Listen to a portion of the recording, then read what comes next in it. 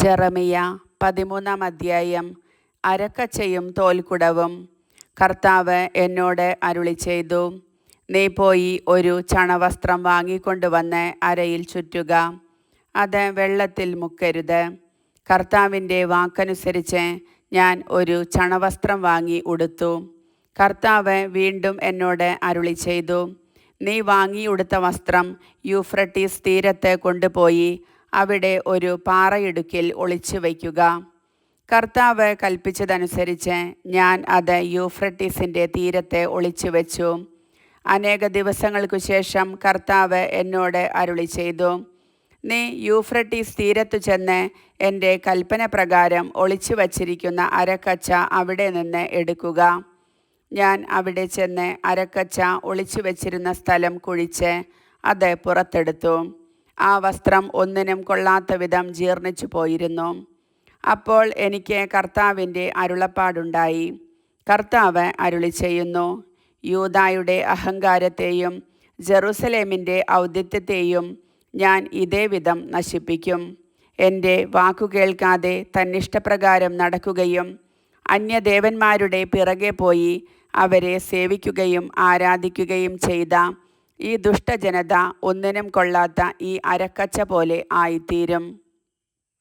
അരക്കച്ച അരയോട് ചേർന്നിരിക്കുന്നത് പോലെ ഇസ്രായേൽ ഭവനവും യൂദാ ഭവനവും എന്നോട് ചേർന്നിരിക്കണമെന്ന് ഞാൻ ആഗ്രഹിച്ചു. ഇത് അവർ എൻ്റെ ജനവും കീർത്തിയും അഭിമാനവും മഹത്വവുമായി നിലകൊള്ളേണ്ടതിനായിരുന്നു. എന്നാൽ അവർ അത് കൂട്ടാക്കിയില്ല.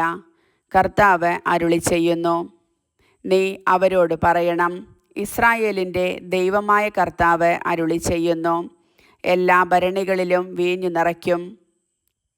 അവർ നിന്നോട് ചോദിക്കും, എല്ലാ ഭരണികളിലും വീഞ്ഞു നിറയ്ക്കുമെന്ന് ഞങ്ങൾക്ക് നന്നായി അറിയാവുന്നതല്ലേ? അപ്പോൾ നീ അവരോട് പറയണം, കർത്താവ് അരുളിച്ചെയ്യുന്നു, ഈ ദേശവാസികളെ, ദാവീദിൻ്റെ സിംഹാസനത്തിലിരിക്കുന്ന രാജാക്കന്മാരെയും പുരോഹിതന്മാരെയും പ്രവാചകന്മാരെയും ജെറുസലേം നിവാസികളെയും ഞാൻ ലഹരി കൊണ്ട് നിറയ്ക്കും. എന്നിട്ട് ഞാൻ ഒരുവനെ എടുത്ത് മറ്റൊരുവൻ്റെ മേൽ അടിക്കും, പിതാക്കന്മാരെയും മക്കളെയും ഒന്നുപോലെ. ഞാൻ ആരോടും കരുണ കാണിക്കുകയില്ല, ഒരുവനെയും വെറുതെ വിടുകയില്ല. എല്ലാവരെയും നിർദ്ദയം നശിപ്പിക്കും. കർത്താവ് അരുളിച്ചെയ്യുന്നു. ജെറുസലേമിന് മുന്നറിയിപ്പ്. നിങ്ങൾ കാതോർത്തു കേൾക്കുവിൻ, അഹങ്കരിക്കരുത്. കർത്താവാണ് അരുളി ചെയ്തിരിക്കുന്നത്.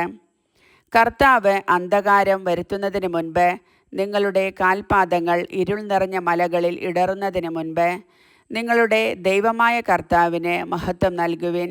അല്ലെങ്കിൽ നിങ്ങൾ വെളിച്ചം തേടുമ്പോൾ മരണത്തിൻ്റെ നിഴലും കൂരിരുട്ടുമായിരിക്കും ലഭിക്കുക. നിങ്ങൾ അനുസരിക്കുന്നില്ലെങ്കിൽ നിങ്ങളുടെ അഹങ്കാരത്തെ ചൊല്ലി രഹസ്യത്തിൽ എൻ്റെ ആത്മാവ് കരയും.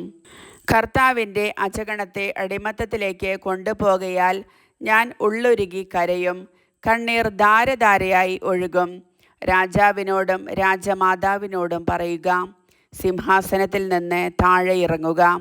നിങ്ങളുടെ മഹത്തായ കിരീടം നിങ്ങളുടെ ശിരസിൽ നിന്ന് താഴെ വീണിരിക്കുന്നു. നെഗബിലെ നഗരങ്ങൾ ഉപരോധിക്കപ്പെട്ടിരിക്കുന്നു. രക്ഷിക്കാൻ ആരുമില്ല. യൂദ നാടുകടത്തപ്പെടുന്നു. സകലരെയും അടിമകളായി കൊണ്ടുപോകുന്നു. നീ കണ്ണുകളുയർത്തി വടക്കുനിന്ന് വരുന്നവരെ കാണുക. നിന്നെ ഭരമേൽപ്പിച്ചിരിക്കുന്ന ആട്ടിൻപറ്റം, നിന്റെ മനോഹരമായ അജഗണം എവിടെ? സുഹൃത്തുക്കളെന്ന് കരുതിയിരുന്നവർ നിന്നെ തോൽപ്പിച്ച് നിന്റെ മേൽ ഭരണം നടത്തുമ്പോൾ നീ എന്തു പറയും? ഈറ്റുനോവെടുത്തവളെ പോലെ നീ വേദനയാൽ പുളയുകയില്ലേ? എനിക്ക് എന്തുകൊണ്ട് ഇങ്ങനെ വന്നു എന്ന് നീ ആത്മഗതം ചെയ്യുന്നുണ്ടാവാം.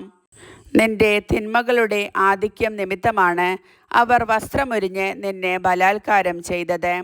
എത്യോപ്യക്കാരന് തൻ്റെ തൊലിയോ പുള്ളിപ്പുലിക്ക് തൻ്റെ പുള്ളിയോ മാറ്റാനാകുമോ? എങ്കിൽ തിന്മ ചെയ്ത് ശീലിച്ച നിനക്ക് നന്മ ചെയ്യാനാകും. മരുഭൂമിയിൽ നിന്ന് വീശുന്ന കാറ്റിൽ പതിരെന്ന പോലെ നിങ്ങളെ ഞാൻ ചിതറിക്കും. നിനക്കായി ഞാൻ അളന്നു വച്ചിരിക്കുന്ന ഓഹരി ഇതാണ്. എന്തെന്നാൽ നീ എന്നെ മറക്കുകയും നുണകളിൽ വിശ്വസിക്കുകയും ചെയ്തു. കർത്താവ് അരുളിച്ചെയ്യുന്നു, ഞാൻ തന്നെ നിന്റെ ഉടുതുണി ഉരിഞ്ഞു മാറ്റും. നിന്റെ നഗ്നത വെളിവാക്കപ്പെടും.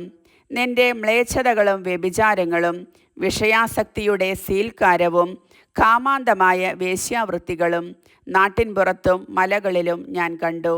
ജെറൂസലേമേ, നിനക്കു ദുരിതം! എന്നാണ് നീ ശുദ്ധയാവുക. കർത്താവിൻ്റെ വചനം.